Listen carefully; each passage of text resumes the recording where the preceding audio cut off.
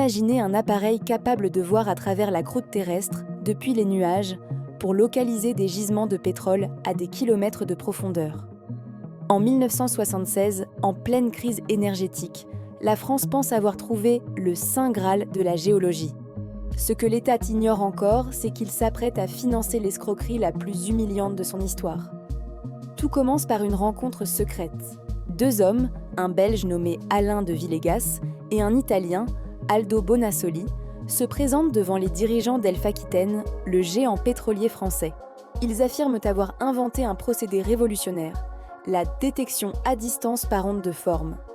Selon eux, leur machine peut renifler les hydrocarbures depuis un avion. Pour une France étranglée par le prix du baril après le choc pétrolier, la promesse est irrésistible. Si c'est vrai, la France devient la première puissance énergétique mondiale. L'affaire remonte jusqu'au sommet de l'État. Le Premier ministre et le Président de la République, Valéry Giscard d'Estaing, sont mis dans la confidence. On décide de classer le projet secret défense. On veut éviter à tout prix que les Américains ou les Soviétiques ne découvrent le secret. Dans l'ombre, l'État débloque des fonds colossaux.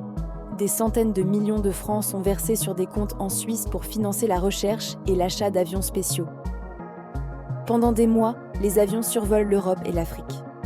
À bord, des écrans affichent des courbes complexes et des schémas de gisements.